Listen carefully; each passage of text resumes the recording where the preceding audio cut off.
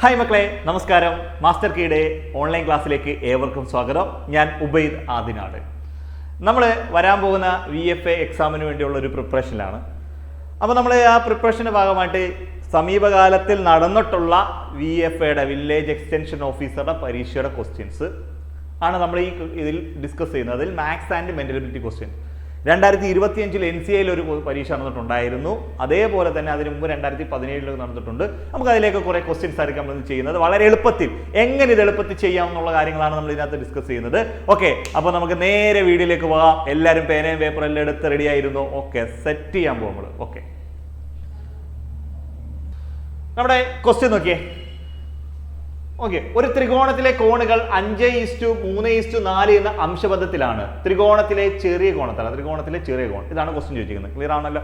ഇതെല്ലാം ഒരു കാര്യം നിങ്ങൾ ആലോചിച്ചോണം, ഇതെല്ലാം VFAക്ക് മാത്രം ചോദിച്ച ക്വസ്റ്റ്യൻസ് ആണ്. VFAയുടെ പരീക്ഷയ്ക്ക് ക്വസ്റ്റ്യൻസ് മാത്രം ക്വസ്റ്റ്യൻസ് ആണ്. ഓക്കെ ആണല്ലോ? അപ്പൊ എന്താണ് നമ്മൾ വളരെ എളുപ്പം ചെയ്യാൻ പോകും. നമ്മൾ അടിച്ചു പൊളിച്ചൊക്കെ ചെയ്യാൻ പോകും. നോക്കിയേ, ഒരു ത്രികോണത്തിലെ കോണുകൾ 5:4 എന്ന അംശബന്ധത്തിലാണ്. അതിലെ ചെറിയ കോൺ എത്രയാണെന്ന് വെച്ചിരിക്കുന്നത്. അപ്പൊ നമുക്ക് നോക്കിയേ 3:4:5. ഓക്കെ ആണല്ലോ? അപ്പൊ ഇത് നമുക്ക് ഒരു കാര്യം നമുക്കറിയാം, ഇതിനകത്ത് എപ്പോഴും ഏറ്റവും ചെറുത് എന്താ? 3 എന്ന നമ്പറല്ലേ ചെറുത്. 3 എന്ന നമ്പറാണ് ഏറ്റവും ചെറുത്. ഓക്കെ ആണല്ലോ? അടുത്ത വലുത് ഏറ്റവും 5 ആണ്. ഏറ്റവും വലുതെന്ന് വെച്ചാൽ 5 ആണ്. ഇടത്തരം കോണെന്ന് വെച്ചാൽ 4 ആണ്. ക്ലിയർ ആവുന്നുണ്ടോ? ഓക്കെ, നമുക്ക് എന്ത് കണ്ടുപിടിക്കേണ്ടത്? ഏറ്റവും ചെറിയ കോൺ എത്രാന്നല്ലേ ചോദിച്ചിരിക്കുന്നത്, ചെറുത് എത്രാന്നാ ചോദിച്ചിരിക്കുന്നത്. അപ്പൊ നമ്മൾ നോക്കണം. ഓക്കെ, ഇതെല്ലാം കൂടെ കൂട്ടുക. 5, 4, 9, 3, 12. ഈ നമ്പർ എല്ലാം കൂടെ കൂട്ടുക. 5, 4, 9, 9, 3, 12.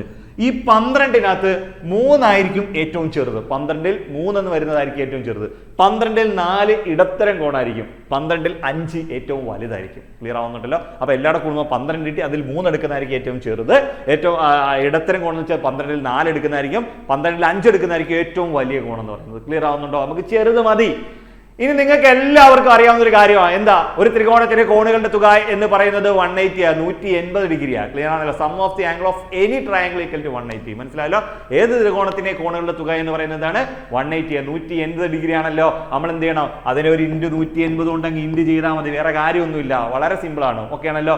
ഓക്കെ, നമുക്ക് വേണ്ട ഒരു 3 3 4 3 12 ഒരു 4 4 4 16 4 20. ആൻസർ 45 ഡിഗ്രി എന്നിട്ട് 45 ഡിഗ്രി. ഏറ്റവും ചെറിയ കോൺ എന്ന് പറയുന്നത് 45 ഡിഗ്രിയാണ്. ഡി ഓപ്ഷൻ ആണ് ആൻസർ. ക്ലിയർ ആവുന്നുണ്ടല്ലോ? അപ്പൊ എന്താണ്? ഒരു ത്രികോണത്തിന്റെ കോണുകൾ നമ്മൾ അംശം തന്നിട്ടുണ്ട്. 5:3:4 എന്നുള്ള അംശം തന്നിട്ടുണ്ട്.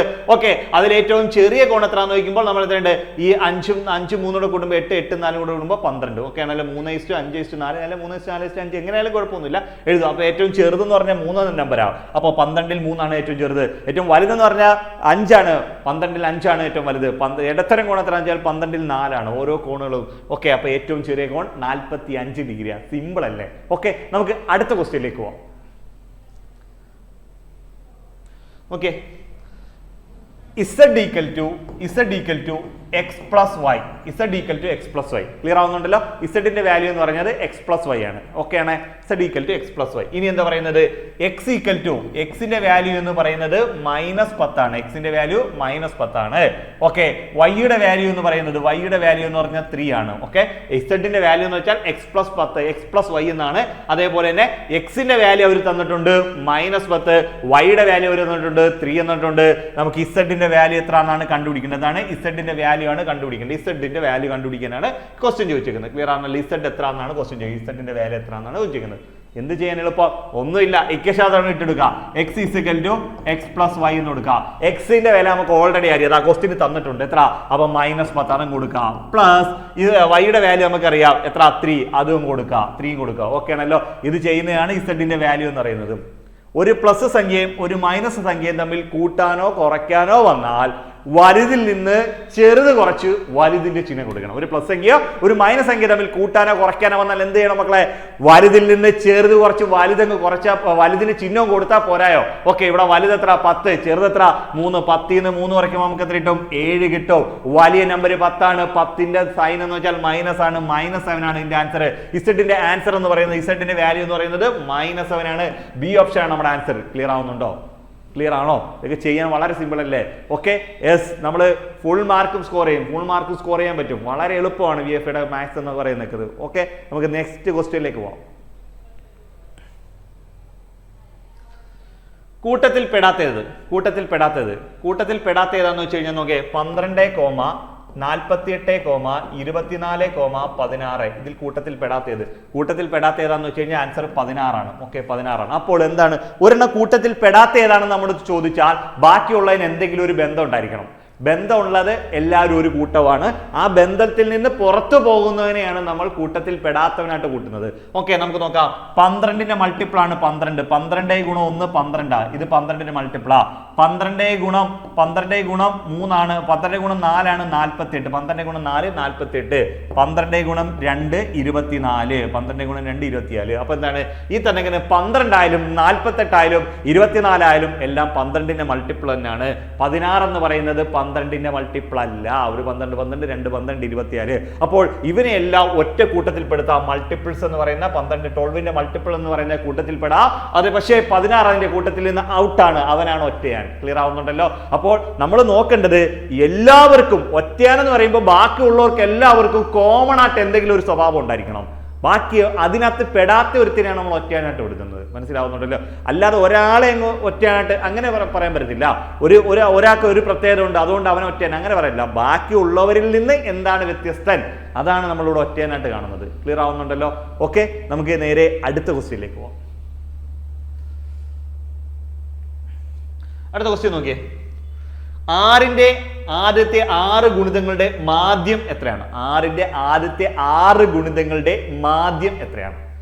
6ന്റെ ആദ്യത്തെ 5 ഗുണിതങ്ങളുടെ ആണെങ്കിൽ നമുക്ക് വളരെ എളുപ്പത്തിൽ ചെയ്യായിരുന്നു. 5 എണ്ണം വരെ നമുക്ക് വളരെ എളുപ്പം ചെയ്യായിരുന്നു. ഇവിടെ പറയുന്നത് 6 എണ്ണമാണ് പറയുന്നത്. 6 എണ്ണം പറയുന്നുണ്ട്.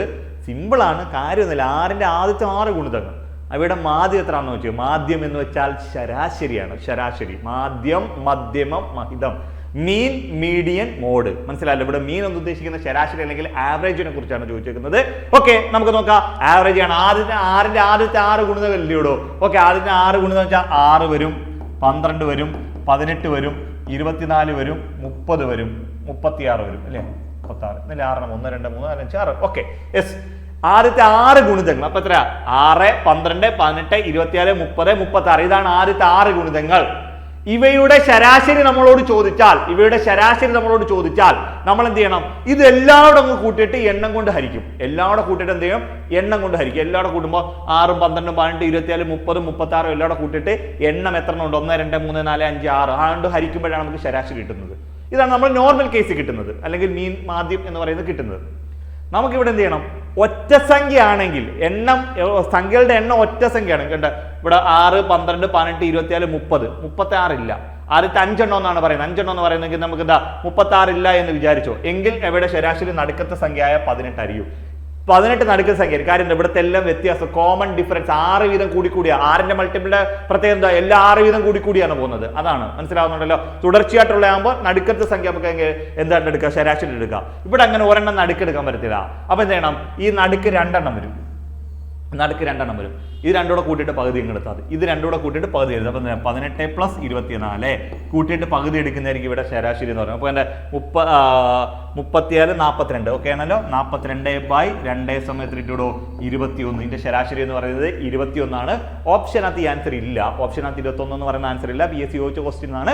ഓക്കെ, അപ്പൊ ശരാശരി എന്ന് പറയുന്നത് അത് നടുക്കലത്തെ സംഖ്യ ആയിരിക്കും. മനസ്സിലായല്ലോ?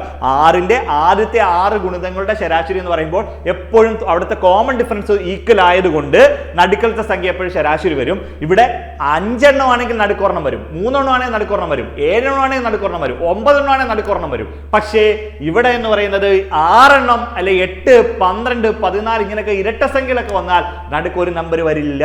അപ്പൊ രണ്ടുകൂടെ കൂട്ടിയിട്ട് എന്ത് ചെയ്താൽ മതി? പകുതി എടുക്കുക. രണ്ടുകൂടെ കൂട്ടിയിട്ട് പകുതി എടുക്കുക. ആ നടുക്കത്തെ 2 എണ്ണം, നടുക്ക് 2 എണ്ണം വരും. നടുക്ക് 2 എണ്ണം വരും. ഇവിടെ ഇപ്പുറത്തെ 2 എണ്ണം, ഇപ്പുറത്തെ 2. അപ്പൊ നടുക്കിന് 2 എണ്ണം വരും. ആ രണ്ടുകൂടെ കൂട്ടിയിട്ട് പകുതി എടുക്കാം. ക്ലിയർ ആവുന്നുണ്ടല്ലോ? നടുക്ക് 2 സംഖ്യകൾ അങ്ങനെ വരുമ്പോൾ സംഖ്യകളുടെ എണ്ണം ഇരട്ട സംഖ്യ ആണെങ്കിൽ നടുക്ക് 2 എണ്ണം വരും. ആ നടുക്ക് വരെ രണ്ടുകൂടെ കൂട്ടിയിട്ട് പകുതി എടുത്താൽ മതി. ഇനി അല്ല ഇങ്ങനെ ചെയ്യാൻ പറ്റത്തില്ല എങ്കിൽ നിങ്ങൾ എൻ്റെ നോർമൽ കേസ് 6 + 12 + 18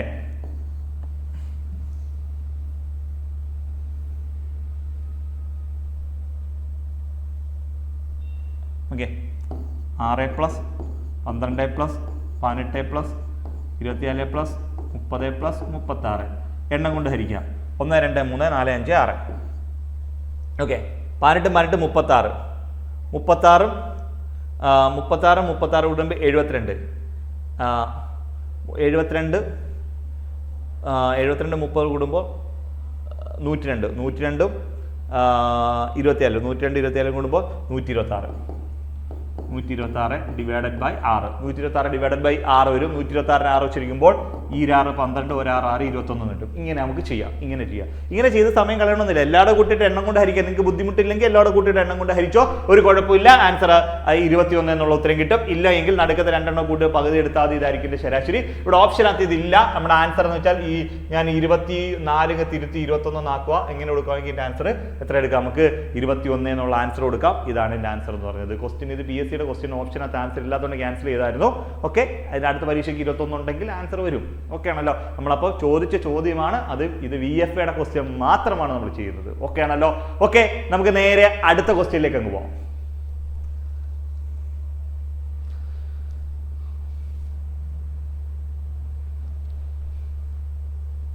ഓക്കെ, 40 മീറ്റർ നീളവും 30 മീറ്റർ വീതിയുമുള്ള ഒരു ചതുരത്തിന്റെ ചുറ്റളവ് ഒരു സമചതുരത്തിന്റെ ചുറ്റളവിന് തുല്യമാണ്. സമചതുരത്തിന്റെ വശത്തിന്റെ നീളം എത്രയായിരിക്കും? ക്വസ്റ്റ്യൻ കണ്ടല്ലോ.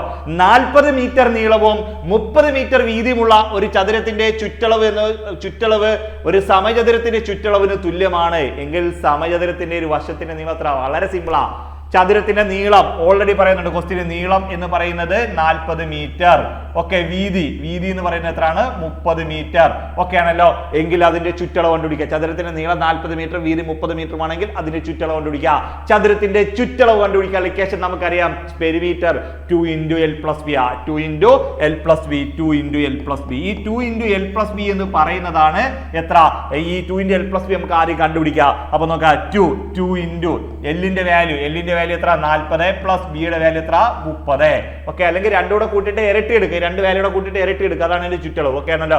2 × 40 30 കൂടുമ്പോൾ 70, 70 × 2 140, 140 മീറ്റർ എന്ന് കിട്ടും. ഓക്കെ, 40 30 കൂടുമ്പോൾ 70, 70 × 2 140, 140 മീറ്റർ.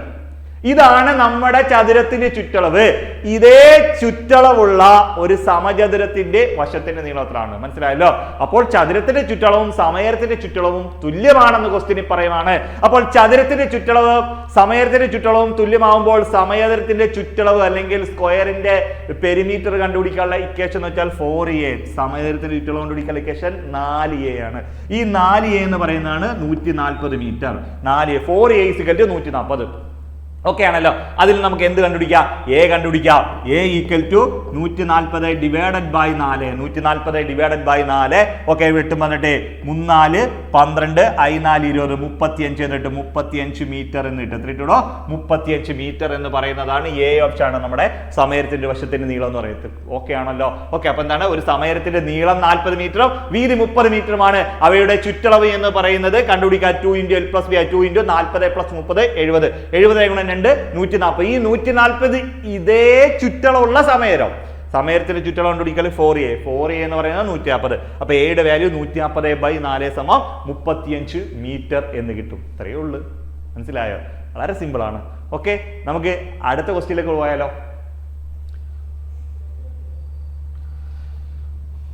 ഒരു വരിയിൽ അരുൺ മുന്നിൽ നിന്ന് 4-മതും പിന്നിൽ നിന്ന് 20-മതുമാണ് ആയാൽ ആ വരിയിൽ ആകെ എത്ര പേരുണ്ട്? ഓക്കെ ആണല്ലോ.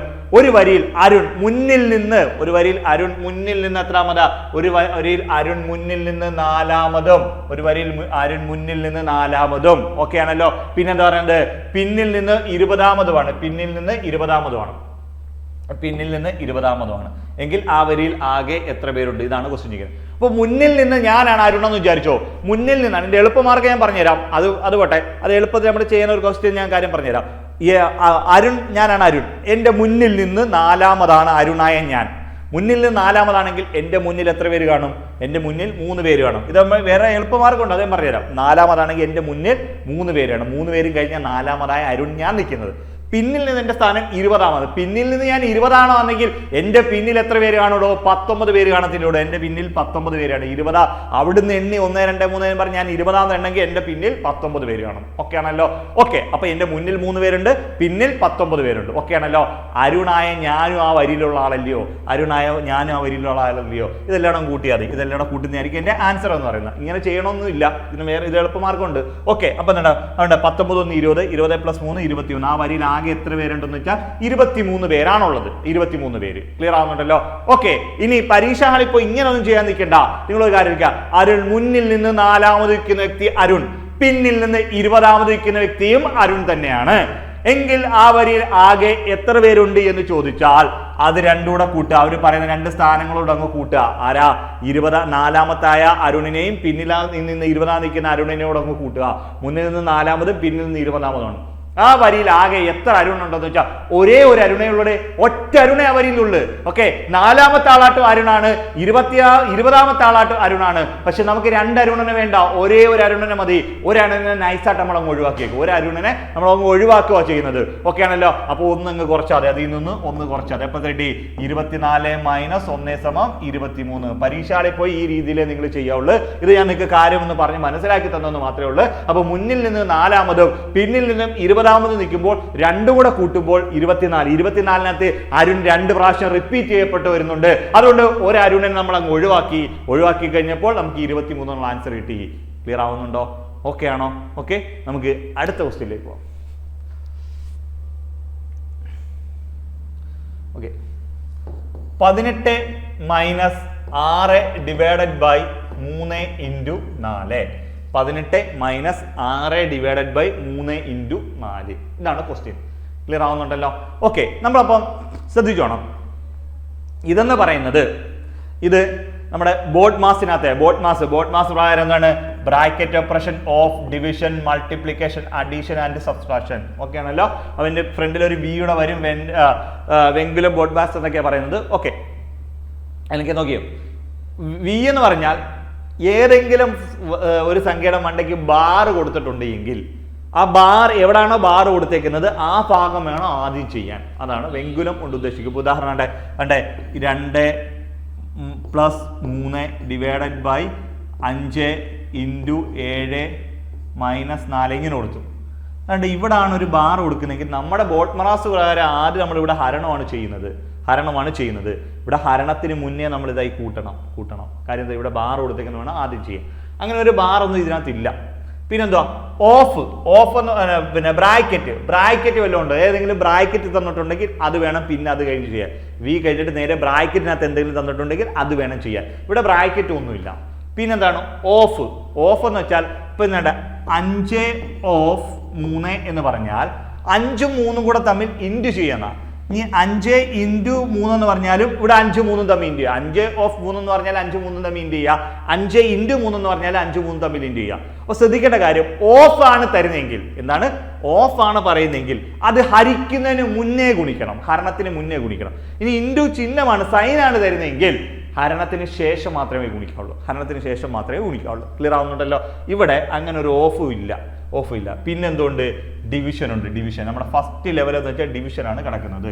ഓക്കെ, അപ്പൊ നമ്മൾ ഡിവിഷനിൽ നിന്ന് അങ്ങ് തുടങ്ങാൻ പോവാം. ഓക്കെ ആണല്ലോ? ഡിവിഷൻ. ഓക്കെ ഉണ്ട്. 18 - 6നെ 3 വെച്ചരിക്കുക. 6നെ 3 വെച്ചരിക്കുമ്പോൾ 2 എന്നിട്ട് 6 ബൈ 3 വെച്ചാൽ 2 × 4. അപ്പൊ നമ്മൾ ഡിവിഷൻ ചെയ്തു. ഇനി അടുത്ത എന്താണ്? മൾട്ടിപ്ലിക്കേഷൻ ആണ്.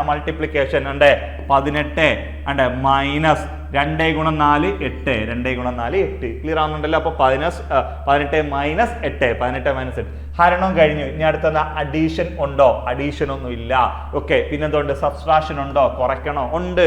18 നിന്ന് 8 കുറയ്ക്കാത്ത 10 എന്ന് കിട്ടും. നമ്മുടെ ഫൈനൽ ആൻസർ എന്ന് വെച്ചാൽ 10 ആണ്. എ ഓപ്ഷൻ ആണ് ആൻസർ എന്ന് പറയുന്നത്. എ ഓപ്ഷൻ ആണ് ആൻസർ 10 ആണ്. ക്ലിയർ ആവുന്നു? ഇതൊക്കെ ചെയ്യാൻ എന്തോ പാട്? ഇതൊക്കെ ചെയ്യാൻ എന്താണ്? VFA നമ്മൾ സിമ്പിൾ ആയിട്ട് പിടിക്കുമെന്ന് ഞാൻ പറഞ്ഞില്ലേ? ഇതെല്ലാം VFAയുടെ ക്വസ്റ്റ്യനാണ്. അല്ലെങ്കിൽ VFAയുടെ കുറച്ചുകൂടെ ടൈറ്റ് ആയിട്ടുള്ള ക്വസ്റ്റ്യൻസ് ഉണ്ട്, അത് വേറെ കാര്യം. നമ്മൾ എല്ലാ മോഡലും നമ്മളിവിടെ ഡിസ്കസ് ചെയ്യും. ഓക്കെ ആണല്ലോ? ഇത് ക്ലിയർ ആണേ? ഓക്കെ ആണേ? നിങ്ങൾ പക്ക ആണേ? നമുക്ക് അടുത്തൊരു ക്വസ്റ്റ്യനിലേക്ക് പോയാലോ? Okay, yes. നെക്സ്റ്റ് ക്വസ്റ്റ്യൻ നോക്കിയേ. Okay, -2/3 the whole raise to 3 × 3/5 the whole raise to 2. ഇതാണ് ക്വസ്റ്റ്യൻ ചോദിക്കുന്നത്. The whole raise to 2. ഇതിനെ നമ്മൾ എന്ത് ചെയ്യാം? ഇതിന്റെ വില എത്രയാണെന്ന് ചോദിക്കുന്നത്? ഇൻറ്റു. അപ്പൊ ഈ ബ്രാക്കറ്റ് കൊടുത്തിട്ട് മേളിൽ ഒരു പവർ കൊടുത്താൽ അതിനെ എത്രയാണോ കിടക്കുന്നത് അത്രയും പ്രാവശ്യം എഴുതി ഗുണിക്കണം. ബ്രാക്കറ്റ് ഉള്ള ഏതൊക്കെ സംഖ്യ കൊടുക്കുമ്പോൾ അതിനെല്ലാം അത്രയും പ്രാവശ്യം എഴുതി ഗുണിക്കണം. അപ്പൊ എന്താണ്? 2/3 മേളത്തെ പവർ 3 ആണെങ്കിൽ 2/3 3 പ്രാവശ്യം എഴുതി ഗുണിക്കുക. 2/3 × 2/3 × 2/3. ഇനി 3/5 മേളിൽ പവർ ആണെങ്കിൽ 3/5 എത്ര പ്രാവശ്യം എഴുതി ഗുണിക്കണം? 2 പ്രാവശ്യം എഴുതി ഗുണിക്കണം. ഓക്കെ ആണല്ലോ. ഞാൻ ഇതങ്ങ് എഴുതുക, നിങ്ങൾ നോക്കുക, നമുക്ക് മനസ്സിലാകാൻ വേണ്ടി. ഓക്കെ, അതെ, 2/3 ഇൻറ്റു -2/3 ഇൻറ്റു -2/3 ഇൻറ്റു അടുത്തത് 3ന്റെ സ്ക്വയർ വരുമ്പോൾ എന്താ? 3/5 3/5 2 പ്രാവശ്യം 3/5 ഇൻറ്റു 3/5 ഇതെല്ലാം എഴുതിയില്ലെങ്കിലും കുഴപ്പമൊന്നുമില്ല, അല്ലെങ്കിൽ നോക്കാം, എഴുതാം. ഇനി എന്ത് ചെയ്യാം? നമ്മളിവിടെ വെട്ടുക. ഈ 3ഉം ഈ 3 കൂടെ വെട്ടി, ഈ 3ഉം ഈ 3 കൂടെ വെട്ടി, 8 എല്ലാം കഴിഞ്ഞു. ഓക്കെ ആണല്ലോ. ഓക്കെ, ഇനി പൊതുവായിട്ട് വെട്ടാനൊന്നുമില്ല. 2 × 2 4, 4 × 2 8, 2 × 2 4, 4 × 2 8. ഓക്കെ ആണല്ലോ. 8 എഴുതി. ഓക്കെ ആണല്ലോ. ഇനി നോക്കിയേ, ഇത് മൈനസാ, ഇത് മൈനസാ. Minus into minus, minus into minus, plus, plus into minus, minus, plus into minus, minus എഴുതി. ക്ലിയർ ആണല്ലോ. ഇനി നോക്കിയേ, 5 × 5 25, 25 × 3 125, 25 × 3 എത്ര കിട്ടി? 120, 25 × 3 സോറി 25 × 5 ആണ് 120, 25 × 3 75 കേട്ടോ. 25 × 3 25 × 5 5 ആണ് 125, 25 × 3 75. Okay, 8/75 minus 8/75. നമ്മുടെ ഫൈനൽ ആൻസർ എന്ന് പറയുന്നത് -8/75 ആണ്. -8/75. ക്ലിയർ ആവുന്നുണ്ടല്ലോ? -8/75 സി ഓപ്ഷൻ ആണ് നമ്മുടെ ആൻസർ. ക്ലിയർ ആവുന്നുണ്ടോ? ഒന്നും കൂടെ ഞാൻ പറഞ്ഞുതരാം. അപ്പൊ എന്താ ഇവിടെ എന്ത് ചെയ്യണം? -2/3 എഴുതിയ -2/3 നിങ്ങൾ 3 പ്രാവശ്യം എഴുതാനോന്ന് അർത്ഥം. പിന്നെ ഇൻറ്റു വേണ്ടി ഇൻറ്റു കൊടുത്ത് 3/5 സ്ക്വയർ എന്ന് പറഞ്ഞാൽ 3/5 2 പ്രാവശ്യം എഴുതണം. ഇനി കോമൺ ആയിട്ടുള്ള എല്ലാം വെട്ടി. 3 ഇവിടുത്തെ 3 വെട്ടി, ഇവിടുത്തെ 3 ഈ 3 വെട്ടി, കിട്ടിയല്ലോ. ഇനി വെട്ടാനൊന്നുമില്ല. 2 × 2 4, 4 × 2 8. ഇനി minus into minus plus, plus into minus minus. 5 25, 25 × 3 75, അല്ലെങ്കിൽ 3 5 15, 15 75. ക്ലിയർ ആവുന്നുണ്ടോ? ഓക്കെ, 75 എഴുതി. അപ്പൊ -8/75 നീട്ടി. ഇത് ചെയ്യാൻ എന്തോ പാട്? എന്ത് ചെയ്യാൻ പാട്? സിമ്പിൾ അല്ലേ? ഓക്കെ ആണല്ലോ. നമുക്ക് നേരത്തെ അടുത്ത ക്വസ്റ്റ്യനിലേക്ക് പോവാം. ഓക്കെ, ഓക്കെ, 53.6 എന്ന സംഖ്യയെ 72.29 എത്ര കുറവാണ്? എത്ര കുറവാണ്? ഓക്കെ ആണല്ലോ. 53.6 എന്ന് പറയുന്ന ഈ സംഖ്യ 72.29 എന്ന് പറയുന്ന സംഖ്യയേക്കാൾ എത്ര കുറവാണ്? നമുക്ക് ചുമ്മാ ഒരു ഉദാഹരണം പറയാം. 3 എന്ന് പറയുന്ന സംഖ്യ 8നേക്കാൾ എത്ര കുറവാണ്? 3 എന്ന് പറയുന്ന സംഖ്യ 8നേക്കാൾ എത്ര കുറവാണെന്നറിയാൻ 8ൽ നിന്ന് 3 അങ്ങ് കുറച്ച് നോക്കിയാൽ മതി. 5 ആയിരിക്കും കുറവ്. മനസ്സിലായോ? അല്ലേ? 3 എന്ന് പറയുന്ന സംഖ്യ 8നേക്കാൾ എത്ര കുറവാണെന്ന് 8ൽ നിന്ന് 3 കുറയ്ക്കുമ്പോൾ 3 എന്ന് പറയുന്ന സംഖ്യ 8നേക്കാൾ 5 കുറവാണ്. 5 3 കൂട്ടുമ്പോഴാണ് 8. മനസ്സിലായോ? അപ്പൊ 8 3നേക്കാൾ 5 കൂടുതലുമാണ്. തിരിച്ചും പറയാം. ക്ലിയർ ആണല്ലോ. അപ്പൊ എന്താണ്? ഇതിനേക്കാൾ എത്ര കൂടുതലാണ് ഇതെന്നറിയാൻ ഇതിൽ നിന്ന് ഇത് കുറച്ച് നോക്കുകയല്ലേ ചെയ്യുന്നത് എന്ന് പറയുന്നല്ലേ. ഇതിനേക്കാൾ എത്ര കൂടുതലാണ് ഇതെന്നറിയാൻ ഇതിൽ നിന്ന് ഇതങ്ങ് കുറച്ച് നോക്കിയാൽ മതി. ഇതിൽ നിന്നെക്കാട്ട് എത്ര കൂടുതലാണ് ഇതെന്നറിയാം ഇതിൽ നിന്ന് ഇത് കുറച്ച് നോക്കിയാൽ മതി. അപ്പൊ നമുക്ക് നോക്കാം ഇതെങ്ങനെ ചെയ്യുന്നത് നോക്കാം. നമുക്ക് നോക്കാം. 72.29 നിന്ന് കുറയ്ക്കണം. എന്ത് കുറയ്ക്കണം? 53.6 കുറയ്ക്കണം. അതെ, ചിലർക്ക് ഈ കുറയ്ക്കുന്നതൊക്കെ ബുദ്ധിമുട്ട്. അതാണ് എങ്ങനെ കുറയ്ക്കുന്നുണ്ട്? 72.29 നിന്ന് കുറയ്ക്കുക. 53.6 അല്ലേ കുറയ്ക്കുന്നേ? പോയിന്റ് കഴിഞ്ഞിട്ട് ഒരു സ്ഥാനം. അപ്പോൾ ഒരു സ്ഥാനം ഇടത്തേക്ക് അവിടെ ഒരു പൂജ്യം കൊടുത്ത്. അപ്പൊ എന്താ? പോയിന്റ് കഴിഞ്ഞ് അവസാനം വരുന്ന പൂജ്യങ്ങൾക്കൊന്നും വിലയില്ല. അതുകൊണ്ട് ഈ പൂജ്യം കൊടുത്തില്ലെങ്കിലും കുഴപ്പമില്ല. പൂജ്യം കൊടുത്താൽ അതിനൊരു വിലയില്ല. ഞങ്ങൾ എഴുതിയണ്ടേ 9ൽ നിന്ന് 0 പോയാൽ 9. ക്ലിയർ ആവുന്നുണ്ടല്ലോ? ഇവിടെ 6ൽ നിന്ന് 2ൽ നിന്ന് 6 പോത്തില്ല. അപ്പൊ നമ്മൾ ഇവിടെ ഒരു 10 എടുത്ത് 12ൽ നിന്ന് 6 പോയി കഴിഞ്ഞാൽ 6. ഓക്കെ, പോയിന്റിന് നേരെ കൊണ്ടുവന്ന് പോയിന്റ് കൊടുത്താണ്ട് പോയിന്റിന് നേരെ കൊണ്ട് പോയിന്റ് കൊടുത്തു. ഇവിടെ 1 നമ്മൾ അപ്പുറത്ത് കൊടുത്താൽ പിന്നെ ബാക്കി ഇവിടെ 1 ഉള്ളു. ഇവിടെ 11 കൊടുക്കും. 11ൽ നിന്ന് 3 പോയി കഴിഞ്ഞാൽ 8. 8 3 വലിയ ഇവിടെ 11. പിന്നെ ഇവിടെ എത്ര ഉണ്ട്? 6 ഉള്ളു. 6ൽ നിന്ന് 5 പോയി കഴിഞ്ഞാൽ എത്ര ഇട്ടോ? 1. അപ്പൊ 18 പോയിന്റ്. നമ്മുടെ ഇവിടെ ആൻസർ എന്ന് പറഞ്ഞാൽ 18.69 ആണ്. 18.69 18.69. ഓക്കെ, നമ്മുടെ ബി ഓപ്ഷൻ ആണ് നമ്മുടെ ആൻസർ എന്ന് പറഞ്ഞാൽ 18.69 എന്ന് പറഞ്ഞാൽ ബി ഓപ്ഷൻ ആണ് നമ്മുടെ ആൻസർ. വളരെ സിമ്പിൾ ആയിട്ടുള്ള ക്വസ്റ്റ്യൻസ് ആണ്. വളരെ സിമ്പിളായിട്ട് ഒരു മാർക്ക് മേടിക്കാം. നിങ്ങൾ ഒരു കാര്യം ആലോചിച്ചോണം. നിങ്ങളോട് എനിക്ക് ഒന്നേ പറയാനുള്ളൂ. നിങ്ങൾക്ക് എത്ര വലിയ ടൈറ്റ് പരീക്ഷയാണെങ്കിൽ പോലും നിങ്ങൾക്ക് മാർക്ക് നല്ല രീതിയിൽ സ്കോർ ചെയ്യണമെങ്കിൽ മാത്സ്, ഇംഗ്ലീഷും മലയാളം പഠിച്ചിരിക്കണം. മാത്സ് ഇംഗ്ലീഷ് മലയാളത്തിനകത്തുനിന്ന് സ്കോർ ചെയ്യാൻ പറ്റും. പല പരീക്ഷയുടെ GK ടൈറ്റായി വന്നാലും നിങ്ങൾക്ക് ഏറ്റവും കൂടുതൽ മാർക്ക് സ്കോർ ചെയ്യാൻ പറ്റുന്നത് മാത്സ് ഇംഗ്ലീഷ് മലയാളം.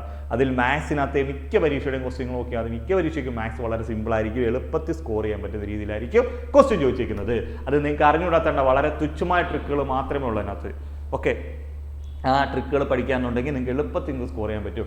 നിങ്ങൾക്ക് എത്ര ടൈറ്റായിട്ടുള്ള പരീക്ഷയ്ക്കും കുട്ടികൾ റാങ്ക് വാങ്ങുന്ന കുട്ടികളുടെ നോക്കിയാൽ മതി, ഒരു മാത്സ് ഇംഗ്ലീഷ് മലയാളത്തിനകത്തായിരിക്കും സ്കോർ ചെയ്യുന്നത്. മാത്സ് ഇംഗ്ലീഷും മലയാളത്തിനകത്ത് സ്കോർ ചെയ്യാത്തവൻ എങ്ങും എത്തത്തില്ല. ഒരിക്കലും ഒരു പരീക്ഷയും ക്ലിയർ ചെയ്തെടുക്കത്തില്ല. കാരണം എന്താണെന്നറിയോ, അവരെന്ന് വെച്ചാൽ ഇപ്പോൾ മൊത്തം മാത്സും അറിയാവുന്നുണ്ടെങ്കിൽ, മൊത്തം GK അറിയാവുന്നുണ്ടെങ്കിലും ചിലപ്പോൾ മൊത്തം 70 GK ഉണ്ടെങ്കിൽ 70 പിടിക്കുമായിരിക്കും. ആ പരീക്ഷയുടെ കട്ട് ഓഫ് 80 ആയിരിക്കും. മനസ്സിലായോ? ആ പരീക്ഷയുടെ കട്ട് ഓഫ് 80 ആയിരിക്കും. 70 GK പിടിക്കുന്ന പരീക്ഷയുടെ കട്ട് ഓഫ് 80 അല്ലെങ്കിൽ 90 ആയിരിക്കും. മനസ്സിലായോ? അവിടെ മാത്സ് ഇംഗ്ലീഷും മലയാളവും കൂടെ അറിയാവുന്നതിന് മാത്രമേ കയറി പോകത്തുള്ളൂ. അതുകൊണ്ട് എപ്പോഴും നിങ്ങൾ മാത്സിനും ഇംഗ്ലീഷിനും മലയാളത്തിനും GKക്ക് കൊടുക്കുന്ന അതേ പ്രാധാന്യം കൊടുത്ത് തന്നെ പഠിച്ചെടുക്കണം. എങ്കിലേ നിങ്ങൾക്ക് ഒരു പരീക്ഷ ക്ലിയർ ചെയ്യാൻ പറ്റത്തുള്ളൂ. ഓക്കെ ആണല്ലോ? ഓക്കെ, നമുക്ക് നേരെ നമ്മുടെ അടുത്ത ക്വസ്റ്റ്യനിലേക്ക് പോവാം. 1, 2, 4 എക്സെട്ര എന്ന ശ്രേണിയിലെ 10ാം പദം എത്ര? 1, 2, 4 എക്സെട്ര എന്ന സമാന്തര ശ്രേണിയിലെ ശ്രേണിയിലെ സമാന്തര ശ്രേണി ഒന്നുമല്ല ഇത്, ശ്രേണിയിലെ 10ാം പദം എത്ര? 10ാം പദം എത്ര എന്നല്ലേ ചോദിച്ചിരിക്കുന്നത്? ഓക്കെ, 1, 2, 4 എക്സെട്ര എന്ന ശ്രേണിയിലെ 10ാമത്തെ പദം എത്രയാണ് ചോദിച്ചിരിക്കുന്നത്. ഇത് എന്ത് ശ്രേണിയാണെന്ന് വെച്ച് കഴിഞ്ഞാൽ ഇതൊരു സമഗുണിത ശ്രേണിയാണ്. ജോമെട്രിക് പ്രോഗ്രഷൻ അല്ലെങ്കിൽ GP ആണ്. മനസ്സിലായാലും ഒരു സമഗുണിത ശ്രേണി അല്ലെങ്കിൽ ജോമെട്രിക് പ്രോഗ്രഷൻ അല്ലെങ്കിൽ GP എന്ന് പറയുന്ന ഒരു സെറ്റപ്പാണ് ഇത് തന്നേക്കുന്നത്. GP ആണ്. ക്ലിയർ ആവുന്നുണ്ടല്ലോ? ഓക്കെ, നമുക്ക് GPയുടെ n-ാം പദം കണ്ടുപിടിക്കാൻ ഇക്വേഷൻ, GPയുടെ n-ാം പദം കണ്ടുപിടിക്കാൻ ഇക്വേഷൻ എന്ന് വെച്ച് കഴിഞ്ഞാൽ ഇതാണ്. r⁻n−1 ആണ്. r⁻n−1 ആണ് n-ാം പദം കണ്ടുപിടിക്കുക. ഇവിടെ എത്ര? 10ാം പദം. എത്രയാണ്? 10ാം പദം. അപ്പൊ n-ാം പദം കണ്ടുപിടിക്കാൻ ഇക്വേഷൻ r⁻n−1 എന്ന് പറയുന്നതാണ് n-ാം പദം. അപ്പൊ 10ാം പദം കണ്ടുപിടിക്കുക r⁻n−1. ഓക്കെ ആണല്ലോ? അപ്പൊ നിങ്ങൾ ഇനി നോക്കിയേ, ഇനി ഇവിടെ ശ്രദ്ധിക്കേണ്ടതായിട്ടുള്ള കാര്യം എന്ന് പറയുന്നത് ആദ്യത്തെ പദം, എന്തുവാന്ന് വെച്ചാൽ ആദ്യത്തെ പദമാണ്. അപ്പൊ എ എന്ന് പറയുന്നത് ആദ്യത്തെ പദം. ആദ്യത്തെ പദം 1 ആണെന്ന് പറയുന്നുണ്ട്. ഓക്കെ, 1 ആണ് ക്വസ്റ്റ്യനിൽ തന്നിട്ടുണ്ട്. ഇനി എന്താണ് ആറ് എന്ന് വെച്ചാൽ കോമൺ റേഷ്യോ.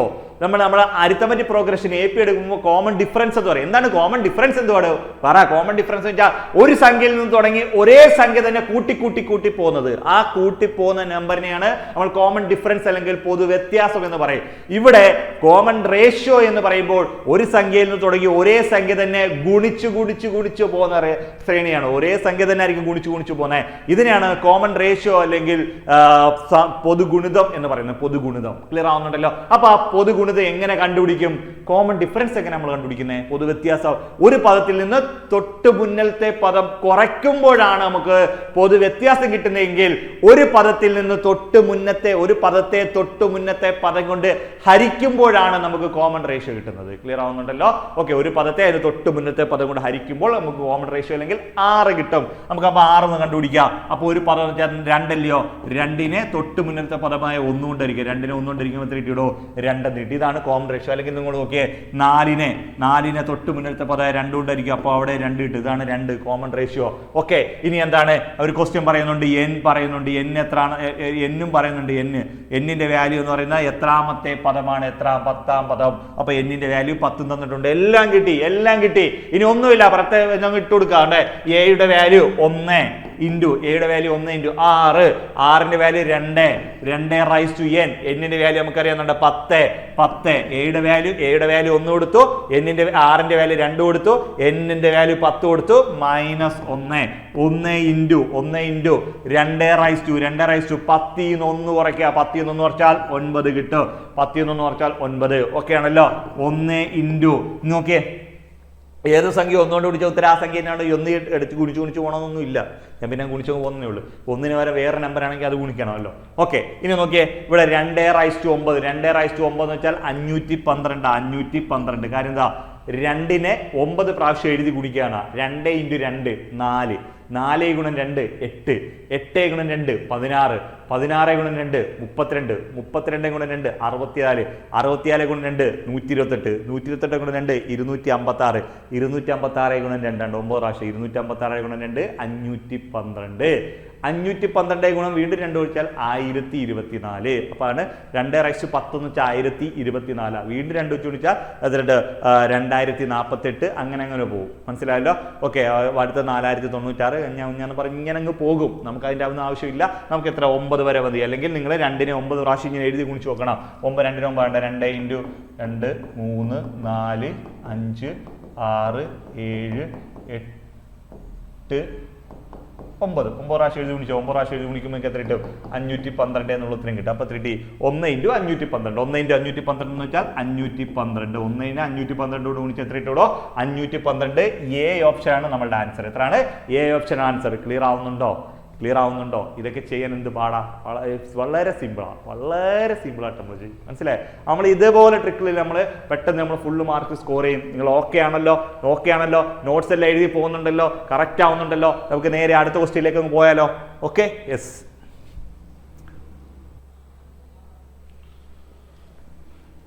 നെക്സ്റ്റ് ക്വസ്റ്റ്യൻ നോക്കിയേ. ഇന്ന് നോക്കിയേ. ഇവിടെ എന്ന് പറയുന്നത് ഇങ്ങനെ ക്വസ്റ്റ്യൻ പറഞ്ഞത് 16 × 4 minus 48 plus 10 divided by 8 plus 25/5. ഇതാണ് ക്വസ്റ്റ്യൻ. ക്ലിയർ ആവുന്നുണ്ടല്ലോ ക്വസ്റ്റ്യൻ? ഇങ്ങനെ ക്വസ്റ്റ്യൻ തന്നാൽ നമുക്ക് ഇവിടെ ഇത് എങ്ങനെ ചെയ്യാം എന്ന് ചോദിച്ചാൽ ശ്രദ്ധിച്ചോണേ.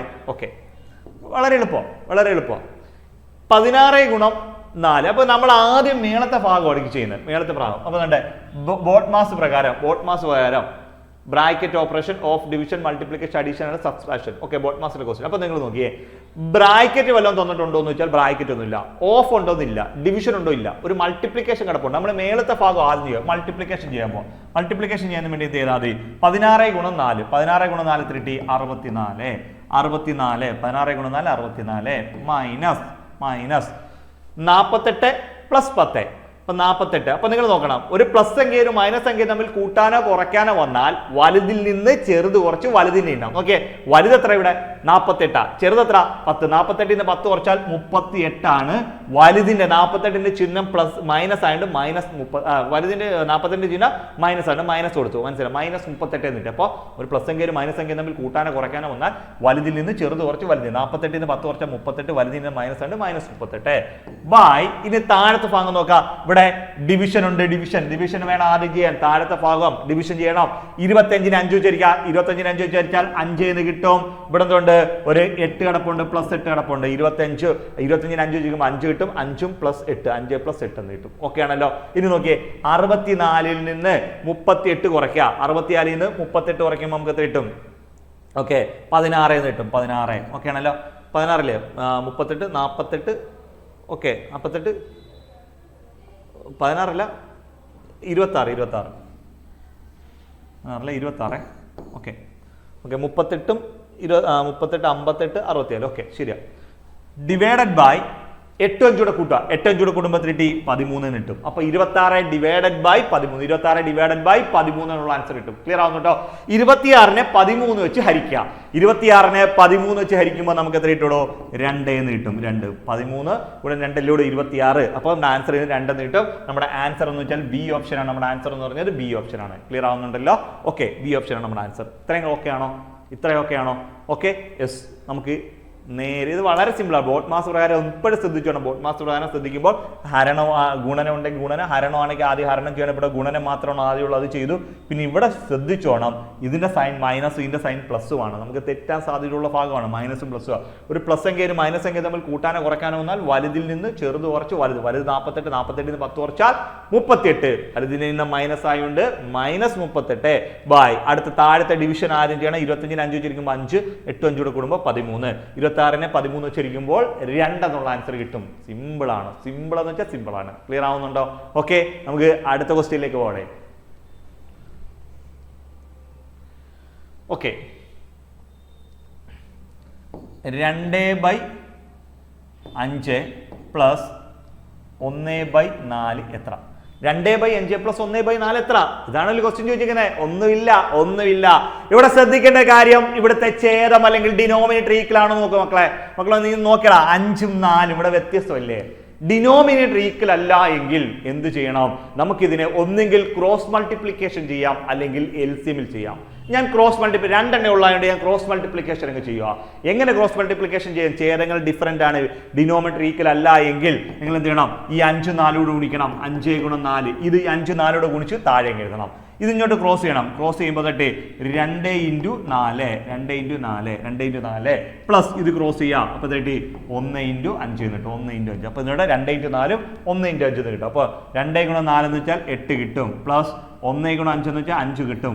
ഡിവൈഡഡ് ബൈ I4 20 എന്ന് കിട്ടും. ക്ലിയർ ആവുന്നുണ്ടല്ലോ? I4 8 5 കൂടെ കൂടുമ്പോൾ എത്ര കിട്ടും? 13 13/20 എന്നുള്ള ഉത്തരം കിട്ടും. എത്ര കിട്ടും? 13/20 എന്നുള്ള ആൻസർ കിട്ടും. നമ്മുടെ ആൻസർ സി ഓപ്ഷൻ ആണ്. Answer C option. ക്ലിയർ ആവുന്നുണ്ടോ? അപ്പൊ ഭിന്നസംഖ്യ കൂട്ടാനോ കുറയ്ക്കാനോ വന്നാൽ ഛേദങ്ങൾ ഡിനോമിനേറ്റർ ഈക്വൽ ആണോ അല്ലയോ? ആണ് എങ്കിൽ നമുക്ക് വളരെ എളുപ്പം ചെയ്യാം. അല്ല എങ്കിൽ ഒന്ന് LCM സിസ്റ്റം ചെയ്യണം, അല്ലെങ്കിൽ ക്രോസ് മൾട്ടിപ്ലിക്കേഷൻ ചെയ്യണം. ഇനി രണ്ട് സംഖ്യകളെ കൂട്ടാൻ വരുന്നുള്ളെങ്കിൽ മാത്രമേ ആയിരിക്കും നമുക്ക് ക്രോസ് മൾട്ടിപ്ലിക്കേഷൻ എളുപ്പം. ഇനി അഥവാ രണ്ടിൽ കൂടുതൽ സംഖ്യ വന്നു കഴിഞ്ഞാൽ നമ്മൾ എന്ത് ചെയ്യണം? LCMൽ തന്നെ ചെയ്യാവുള്ളൂ. രണ്ടെണ്ണം അല്ലെങ്കിൽ നമ്മൾ ഈ രണ്ടെണ്ണം വെച്ച് ക്രോസ് മൾട്ടിപ്ലൈ ചെയ്യേണ്ടി വരും. നല്ല ടൈം എടുക്കും. നല്ല ടൈം. ഓക്കെ ആണല്ലോ? നമ്മുടെ ആൻസർ എന്ന് എത്ര കിട്ടി? എത്ര? 13/20. ഇത് തമ്മിൽ I4 20 24 8 പ്ലസ് 1 5 5 8 5 കൂടെ കൂടുമ്പോൾ 13/20. ക്ലിയർ ആണോ? ക്ലിയർ ആണോ? നമുക്ക് നെക്സ്റ്റ് ക്വസ്റ്റ്യനിലേക്ക് പോയാലോ? ഓക്കെ 3600ന്റെ ഇന്റെ പറഞ്ഞ ഗുണനം 40% എത്ര? 3600ന്റെ 40%. ശതമാനത്തിന് താഴെ എപ്പോഴും എത്ര ഉണ്ടോ? 100 ഉണ്ട്. 3600ന്റെ 40% എത്ര എന്നാണ് ചോദിക്കുന്നത്? ശതമാനം. ഓക്കെ 40% ഉണ്ട്. 40%. 3600ന്റെ 40% എത്ര? ഇതാണല്ലോ ക്വസ്റ്റ്യൻ ചോദിച്ചിരിക്കുന്നത്. ശതമാനം ഇങ്ങനെ ചോദിക്കുമ്പോൾ നമുക്ക് 3600 × 40/100 ഒന്നുമില്ല. ഈ 2 0 ഈ 2 0 വെട്ടിപ്പോ. ഈ 2 0 ഈ 2 0 36 × 4 36 × 4 എത്ര? 144 എന്ന് കിട്ടും. 0 കിട്ടും. 1440 കിട്ടും. എത്ര കിട്ടും? 1440. ഓപ്ഷനകത്ത് 1440 ഇല്ല. നമ്മുടെ ആൻസർ എന്ന് വെച്ചാൽ 1440 ആണ്. ഓക്കെ ആണല്ലോ? ഞാൻ ഇത് ഈ എ ഓപ്ഷൻ വെട്ടിട്ട് 1440 എന്നാക്കും. 1440 ഇതാണ് ആൻസർ. ഓക്കെ ആണല്ലോ? ഇതെല്ലാം VFAയുടെ ക്വസ്റ്റ്യൻ തന്നെയാണ്. വില്ലേജ് ഫീൽഡ് അസിസ്റ്റന്റ് ക്വസ്റ്റ്യൻ തന്നെയാണ്. അപ്പൊ അതിനകത്ത് നിന്ന് ഡിലീഷൻ വന്ന ക്വസ്റ്റ്യൻ ഞാൻ ഇവിടെ അങ്ങ് ചെയ്യുന്നെന്ന് മാത്രമേ ഉള്ളൂ. ഡിലീഷൻ വന്ന ക്വസ്റ്റ്യൻ ഓപ്ഷനകത്ത് ഫുള്ള് കംപ്ലീറ്റ് അല്ലാത്ത ക്വസ്റ്റ്യൻസ് ഉണ്ട്, അല്ലെ ഡിലീഷൻ ആയിട്ടുള്ള ക്വസ്റ്റ്യൻസ് ഉണ്ട്. അങ്ങനെയൊക്കെയുള്ള ക്വസ്റ്റ്യൻസ് എല്ലാം ഞാൻ എന്ത് ചെയ്യാം? ഇവിടെ തന്നെ ചെയ്ത് കാണിക്കരുത്. ഇങ്ങനെയാണ് ഇതിന്റെ ഫൈനൽ ആൻസർ, ഇങ്ങനെ ആയിരുന്നു. പക്ഷെ അത് ക്വസ്റ്റ്യൻ ഓപ്ഷനകത്ത് ആൻസർ ഇല്ലായിരുന്നു, അത് ഡിലീഷൻ വന്നു. ഓക്കെ ആണോ? നമ്മളെല്ലാ ക്വസ്റ്റ്യൻ നമ്മൾ മൊത്തം ക്വസ്റ്റ്യൻ ഈ ക്ലാസ്സിൽ ചെയ്യും. ഓക്കെ ആണല്ലോ? ഓക്കെ എന്നുവെച്ചാൽ ഈ സെഷന് ചെയ്യും. ഇന്നത്തെ ക്ലാസ് കൊണ്ട് ചെയ്യുന്നില്ല, ഈ സെഷനകത്ത് നമ്മൾ മൊത്തം ക്വസ്റ്റ്യനും ചെയ്യുന്നതായിരിക്കും. നിങ്ങൾ ക്ലിയർ ആണോ? ഓക്കെ ആണോ? ഓക്കെ നമുക്ക് അടുത്ത ക്വസ്റ്റ്യനിലേക്ക് പോകാം. ഒരാൾ 1400 രൂപയ്ക്ക് സൈക്കിൾ വാങ്ങി 15% നഷ്ടത്തിന് വിറ്റുമെങ്കിൽ സൈക്കിളിന്റെ വിറ്റ വില എത്ര? ഓക്കെ ആണല്ലോ? കാര്യമൊന്നുമില്ല. ഒരാൾ ഒരു സൈക്കിൾ എത്രയാണ്? 1400 രൂപയ്ക്ക് വാങ്ങി. ഒരാൾ ഒരു സൈക്കിൾ 1400 രൂപയ്ക്ക് വാങ്ങി. ഓക്കെ ആണല്ലോ? 1400 രൂപയ്ക്ക് ഒരു സൈക്കിൾ വാങ്ങി. 1400 രൂപയ്ക്ക് സൈക്കിൾ വാങ്ങിയിട്ട് എന്ത് ചെയ്തു? 15% നഷ്ടത്തിന് വിറ്റു. എന്താണ്? 15% നഷ്ടത്തിന് വിറ്റു എങ്കിൽ സൈക്കിളിന്റെ വിറ്റ വില എത്ര? ഓക്കെ, ഒരു സൈക്കിളിന്റെ വിറ്റ വില എത്ര? അപ്പോൾ ഒരു സൈക്കിൾ 1400 രൂപയ്ക്ക് ഒരു സൈക്കിൾ വാങ്ങി, അത് 15% നഷ്ടത്തിന് വിറ്റു. അപ്പൊ ഏത് സൈക്കിളിന്റെയും അല്ലെങ്കിൽ ഏത് സാധനം, സൈക്കിളല്ല എന്ത് കഞ്ഞാവുഞ്ഞെങ്കിലും ആയിക്കോട്ടെ, എല്ലാത്തിന്റെ എന്ത് സാധനത്തിന്റെ യഥാർത്ഥ വില എന്ന് പറയുന്നത് 100%. മനസ്സിലായി? ഏത് സാധനത്തിന്റെ യഥാർത്ഥ വില എത്രയാണ്? 100%. ക്ലിയർ ആവുന്നുണ്ടല്ലോ? അത് 10% ലാഭത്തിന് വിറ്റു എന്ന് പറഞ്ഞാൽ അതിന്റെ അർത്ഥം അത് 110% വിറ്റു എന്നാ. 20% ലാഭത്തിന് വിറ്റു എന്ന് പറഞ്ഞാൽ അത് 120% വിറ്റു എന്നാ. 10% നഷ്ടത്തിന് വിറ്റു എന്ന് പറഞ്ഞാൽ അത് 90% വിറ്റു എന്നാ. 20% നഷ്ടത്തിന് വിറ്റു എന്ന് പറഞ്ഞാൽ അത് 80% വിറ്റു എന്നാണ് അർത്ഥം. ക്ലിയർ ആവുന്നുണ്ടല്ലോ? അപ്പൊ ഏത് സാധനത്തിന്റെ യഥാർത്ഥ വില എന്ന് പറഞ്ഞാൽ എപ്പോഴും എത്ര ശതമാനം? 100%. അത് 10% ലാഭത്തിന് വിറ്റാൽ അത് 110%, 20% ലാഭത്തിന് വിറ്റാൽ അത് 120%, 30% ലാഭത്തിന് വിറ്റാൽ അത് 130%, 10% നഷ്ടത്തിന് വിറ്റു എന്ന് വെച്ചാൽ അത് 90%, 20% നഷ്ടത്തിന് വിറ്റാൽ അത് 80%, 30% നഷ്ടത്തിന് വിറ്റാൽ അത് 70%. ക്ലിയർ ആവുന്നുണ്ടോ? ഇത്രയും കാര്യം ഓർക്കുക. അപ്പൊ എന്താണ്? 1400 രൂപയ്ക്ക് വാങ്ങിയ ഒരു സൈക്കിൾ വാങ്ങി, 1400 രൂപയ്ക്ക് വാങ്ങി. അപ്പൊ അതിന്റെ യഥാർത്ഥ വില 100% എന്ന് പറയുന്നത് 1400 രൂപയാണ്. ഇനി എന്ത് സംഭവിച്ചോ? അതിനകത്ത് എന്താണ് സംഭവിച്ചതെന്ന് വെച്ചാൽ അയാൾ വിറ്റപ്പോൾ 15% നഷ്ടം സംഭവിച്ചു പോയി. 15% നഷ്ടം എന്ന് പറഞ്ഞാൽ 85% അതിന്റെ കച്ചവടം നടത്തേക്കുന്നത്. എന്താണ്? 85%. എന്താ ഈ 1400ന്റെ 85% ഒന്ന് കണ്ടാൽ മതി. 85%. ഓക്കെ ആണല്ലോ? അങ്ങനെ 100 - 15 85%. ഈ 85% കച്ചവടം നടന്നിരിക്കുന്നത് അപ്പൊ 1400ന്റെ 85% കാണുക. ഈ രണ്ട് പൂജ്യം അങ്ങ് വെട്ടിക്കളയാ, വെട്ടിപ്പോയി. പിന്നെന്താ 85നെ 14 വെച്ച് അങ്ങ് ഗുണിക്കുക, 85നെ 14 വെച്ച് ഗുണിക്കുക. ഓക്കെ ആണല്ലോ. 85 × 14, I4 20ന് 0 ശിഷ്ടൻ 2, 4 32 2 34. ഓക്കെ ആണല്ലോ. 1 5 5 1 8 8. ക്ലിയർ ആവുന്നുണ്ടല്ലോ. ഇതിന്റെ ഫൈനൽ ആൻസർ എന്ന് പറയുമ്പോൾ എന്ത് വരും? ആൻസർ എന്ന് പറയുമ്പോൾ ഇവിടെ 0 വരും, 5 4 9 വരും. ഓക്കെ, 8 3 11 വരും. 1190 എന്നുള്ള ഉത്തരം കിട്ടും. 1190 രൂപയ്ക്കാണ് അയാൾ ആ സൈക്കിൾ വിറ്റേക്കുന്നത്. 1190 രൂപയ്ക്കാണ് അയാൾ ആ സൈക്കിൾ വിറ്റേക്കുന്നത്. ഇത്രയും വരെ ഓക്കെ ആണല്ലോ. ക്ലിയർ ആവുന്നുണ്ടല്ലോ. അപ്പൊ എന്താണ്? 1400 രൂപയ്ക്ക് വാങ്ങിയ ഒരു സൈക്കിൾ, നിങ്ങൾ ശ്രദ്ധിക്കണം, 1400 രൂപയ്ക്ക് വാങ്ങിയ ഒരു സൈക്കിള് എത്രയാണ്? 1400 രൂപയ്ക്ക് വാങ്ങിയ ഒരു സൈക്കിള് 15% നഷ്ടത്തിന് അയാൾ വിറ്റടേ. 15% നഷ്ടം. ഈ 15% നഷ്ടം എന്ന് പറഞ്ഞാൽ എത്ര ശതമാനമാ? 85% വിറ്റേക്കുന്നത്. 1400ന്റെ 85% കണ്ടാതെ 1190 രൂപയ്ക്കാണ് അയാൾ വിറ്റേക്കുന്നത്. ഇനി 15% ലാഭത്തിന് വിറ്റു എന്ന് പറഞ്ഞാലോ? 15% ലാഭത്തിന് വിറ്റു എന്ന് വെച്ചാൽ 115%-ത്തിനായിരിക്കും അയാൾ വിറ്റേക്കുന്നത്. അപ്പൊ എന്താ? 1400ന്റെ 115% കണ്ടാൽ മതി. ചെയ്തുകൂടായോ? ഇതൊക്കെ എന്ത് ചെയ്യാനാ? സിമ്പിളായിട്ട് ചെയ്ത് മാറ്റാവുന്ന ക്വസ്റ്റ്യൻസ് മാത്രമാണ്. ഓക്കെ ആണല്ലോ. ഒരു മാർക്കിൽ ഒരു GK പഠിക്കണമെങ്കിൽ 1.5 പേജ് ചിലപ്പോൾ പഠിക്കേണ്ടി വരും, ചിലപ്പോൾ 2 പേജ് പഠിക്കേണ്ടി വരും. മനസ്സിലായോ? ഇവിടെ അതിൻ്റെ ആവശ്യമില്ല, വളരെ എളുപ്പത്തിൽ ചെയ്യാവുന്ന കാര്യങ്ങളാണ്. ഓക്കെ, നിങ്ങൾ സെറ്റ് ആണല്ലോ, ക്ലിയർ ആണല്ലോ. ഓക്കെ, നമുക്ക് അടുത്ത ക്വസ്റ്റ്യനിലേക്ക് പോകാം.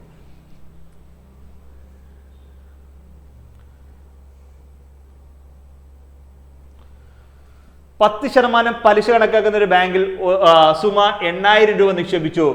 ഒരു വർഷം കഴിഞ്ഞ് സുമയ്ക്ക് ലഭിക്കുന്ന തുക എത്ര? ഇത് SCRT ടെക്സ്റ്റ്, സ്കൂൾ ടെക്സ്റ്റിലെ ക്വസ്റ്റ്യൻ. ഇതൊക്കെ സ്കൂൾ ടെക്സ്റ്റിലെ ക്വസ്റ്റ്യൻ കേട്ടോ. ഓക്കെ, സ്കൂൾ ടെക്സ്റ്റിലെ ക്വസ്റ്റ്യൻ എന്ന് വെച്ചാൽ വില്ലേജ് ഫീൽഡ് അസിസ്റ്റന്റിന് സ്കൂൾ ടെക്സ്റ്റിനകത്തുനിന്ന് എടുത്ത് ചോദിച്ച ക്വസ്റ്റ്യൻസ് ആണ്.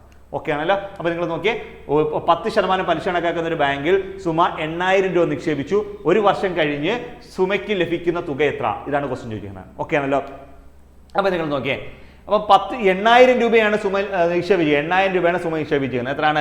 10% പലിശ കണക്കാക്കുന്ന ബാങ്കിലാണ് സുമ നിക്ഷേപിക്കുന്നത്. ഒരു വർഷം കഴിഞ്ഞ് സുമയ്ക്ക് എത്ര രൂപ തിരികെ ലഭിക്കും? ഇതല്ലേ ക്വസ്റ്റ്യൻ ചോദിച്ചിരിക്കുന്നത്. ഓക്കെ, അപ്പൊ നിങ്ങൾ നോക്കിക്കോണം, 10% നിരക്കിൽ പലിശ കണക്കാക്കുന്ന ഒരു ബാങ്കിൽ സുമ 8000 രൂപ നിക്ഷേപിച്ചു. ഒരു വർഷം കഴിഞ്ഞ് സുമയ്ക്ക് ലഭിക്കുന്ന തുക എത്ര എന്നാണ് ക്വസ്റ്റ്യൻ ചോദിച്ചിരിക്കുന്നത്. സുമയ്ക്ക് ലഭിക്കുന്ന തുക എത്ര ആണെന്ന് ചോദിച്ചാൽ ഒറ്റ കാര്യം ആലോചിക്കുക. ഒരു കാര്യം ആലോചിക്കുക. സുമ ഇട്ട പൈസ സുമയ്ക്ക് ഒരു വർഷം കഴിയുമ്പോൾ തിരിച്ചു കൊടുക്കണം. സുമയ്ക്ക് ഒരു വർഷം കഴിയുമ്പോൾ തിരിച്ചു കൊടുക്കണോടോ. സുമയ്ക്ക് ഇട്ട പൈസ മാത്രം കൊടുത്താൽ പോരാ. സുമ എത്ര ശതമാനത്തിനാണോ ഇട്ടേ ആ പലിശയും അയാൾക്ക് തിരിച്ചു കൊടുക്കണം. സുമയ്ക്ക് തിരിച്ചു കൊടുത്തേ പറ്റത്തുള്ളൂ. മനസ്സിലായല്ലോ? സുമയ്ക്ക് ആ പലിശയും കൊടുത്തേ പറ്റത്തുള്ളൂ. അപ്പൊ എന്താണ്? 8000 രൂപയും കൊടുക്കണം, പലിശയും കൊടുക്കണം. ക്ലിയർ ആവുന്നുണ്ടല്ലോ. ഓക്കെ, സുമ ഇട്ട പൈസയെ നിങ്ങൾ 100% ഒന്നും എടുക്കുക. ഒറ്റ സ്റ്റെപ്പ് നമ്മൾ ചെയ്യാൻ പോകും. ഒറ്റ സ്റ്റെപ്പ് ചെയ്ത് മാറ്റാൻ പോകും ക്വസ്റ്റ്യൻ. സുമ ഇട്ട പൈസയെ നിങ്ങൾ 100% ഒന്ന് കൊടുക്ക്. ആ 100% പൈസ സുമയ്ക്ക് ഒരു വർഷം കഴിയുമ്പോൾ തിരിച്ചു കൊടുക്കണം. ഇവിടെ ഒരു വർഷത്തേക്കായതുകൊണ്ട് എളുപ്പം ചെയ്യാം. സുമയ്ക്ക് 100% പൈസ തിരിച്ചു കൊടുക്കണം. അത് മാത്രമല്ല സുമയ്ക്ക് 10% പലിശയും തിരിച്ചു കൊടുക്കണോളൂ. 10% പലിശ എന്ന് വെച്ചാൽ 100% മുതലും 10% പലിശയും ചേർത്ത് 110% സുമയ്ക്ക് തിരിച്ചു കൊടുക്കണം. ക്ലിയർ ആവുന്നുണ്ടല്ലോ? 110% കൊടുത്തേ പറ്റത്തുള്ളൂ. ഓക്കെ ആണല്ലോ. അപ്പൊ നമുക്ക് ഏതാ? 100% മുതല് പ്ലസ് 10% പലിശ സമം 110% ഒരു വർഷം കഴിയുമ്പോൾ സുമയ്ക്ക് തിരിച്ചു കിട്ടിയേ പറ്റൂ. 110%. ഓക്കെ, ഇനി ഇതെങ്ങനെ ചെയ്യാം? സുമ ബാങ്കിൽ നിക്ഷേപിച്ച തുക 8000 രൂപയാണ്. സുമയ്ക്ക് 100% മുതലും 10% പലിശയും ചേർത്ത് 110% സുമയ്ക്ക് നമ്മൾ തിരിച്ചു കൊടുക്കാൻ പോയി. 8000ന്റെ 110%. ഈ പൂജ്യം വെട്ട വെട്ടിയല്ലോ. 11 8 88. 11 × 8 എത്ര? 88. ഇവിടുത്തെ 2 പൂജ്യങ്ങളുണ്ടല്ലോ, അതുകൂടെ അങ്ങ് കൂട്ടുക. അതിനെ ചേർത്ത് ഇട്ട് കൊടുക്കുക. 8800 രൂപ സുമയ്ക്ക് തിരികെ കിട്ടേണ്ട തുക. 8800 രൂപ സുമയ്ക്ക് തിരികെ കിട്ടുന്ന തുക എത്രയാണ്? 8800 രൂപയാണ് തിരികെ കിട്ടേണ്ടത്. പക്ഷെ അത് ഓപ്ഷനകത്തില്ല.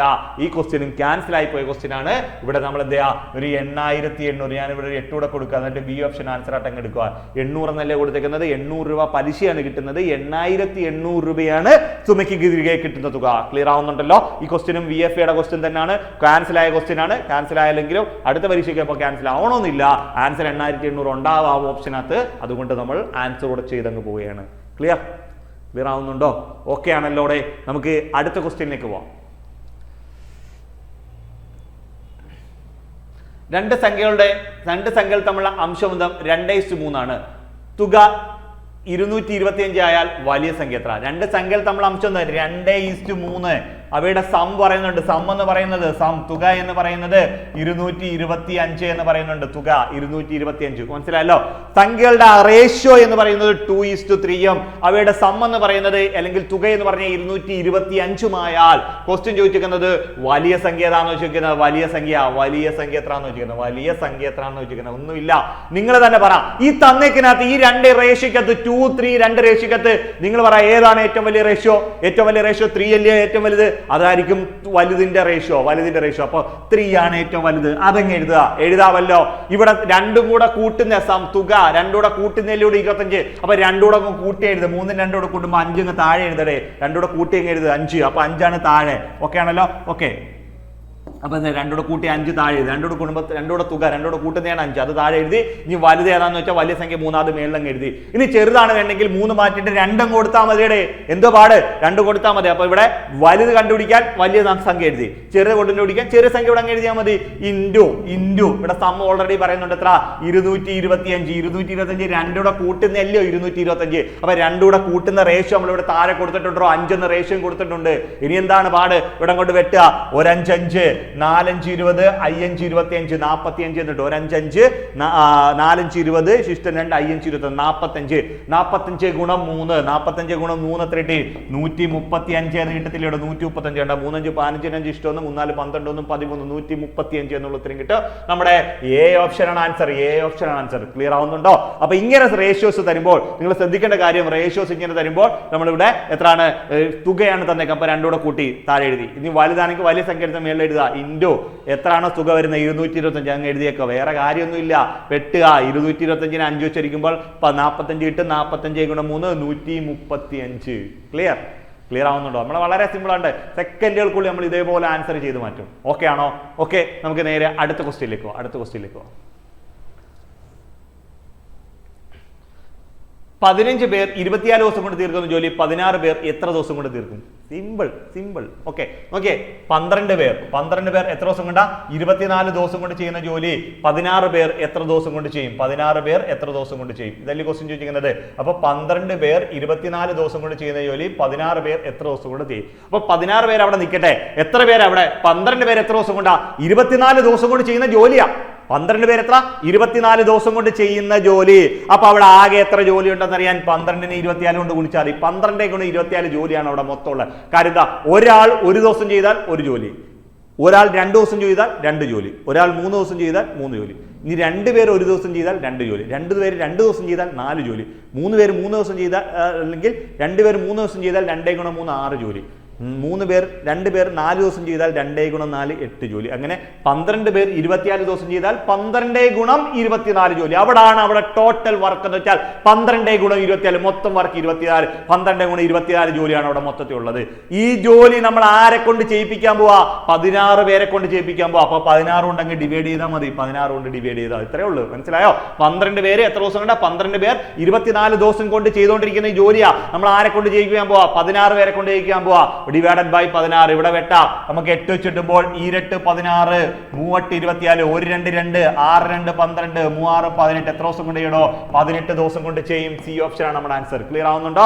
ഓക്കെ, അപ്പൊ നിങ്ങൾ ഒറ്റ കാര്യം ആലോചിക്കുക. 12 പേർക്ക് 24 ദിവസം ചെയ്യുന്ന ജോലി 16 പേർ എത്ര ദിവസം കൊണ്ട് ചെയ്യുന്ന വെച്ചാൽ 12 പേർ 26 ദിവസം കൊണ്ട് ചെയ്യുന്ന ടോട്ടൽ വർക്ക് എത്ര? 12 × 24. അതാണ് ടോട്ടൽ വർക്ക്. അത് നിങ്ങൾ ആരെ കൊണ്ട് ചെയ്യിക്കണം? 5 പേരെ കൊണ്ട് ചെയ്യിക്കാം, 10 പേരെ കൊണ്ട് ചെയ്യിക്കാം, 15 പേരെ കൊണ്ട് ചെയ്യിക്കാം, നിങ്ങൾക്ക് ഇഷ്ടമുള്ളവരെ കൊണ്ട് ചെയ്യിപ്പിക്കാം. ഇവിടെ നമ്മൾ 16 പേരെ കൊണ്ട് ചെയ്യിപ്പിക്കുമ്പോൾ ആ 16 എടുത്തങ്ങ് താഴെ എടുത്തു കൊടുത്താൽ ആൻസർ 18 എന്ന് കിട്ടും. ആൻസർ 18 ദിവസം കൊണ്ടായിരിക്കും അവർ ചെയ്യുന്നത്. ഓക്കെ, അപ്പൊ 18 നമുക്ക് 1 8 18 ദിവസം കൊണ്ടായിരിക്കും അവർ ചെയ്യുന്നത്. ക്ലിയർ ആവുന്നുണ്ടോ? ക്ലിയർ. ഓക്കെ, നെക്സ്റ്റ് ക്വസ്റ്റ്യനിലേക്ക് പോവാം. നെക്സ്റ്റ് ക്വസ്റ്റ്യൻ ശരാശരി കാണാം. സംഖ്യ തന്നിട്ടുണ്ട്, എന്റെ ശരാശരി കാണാനാണ്. എന്തൊക്കെയാ തന്നേക്കുന്നത്? 12 തന്നിട്ടുണ്ട്, 14 തന്നിട്ടുണ്ട്, 17 തന്നിട്ടുണ്ട്, 17 തന്നിട്ടുണ്ട്.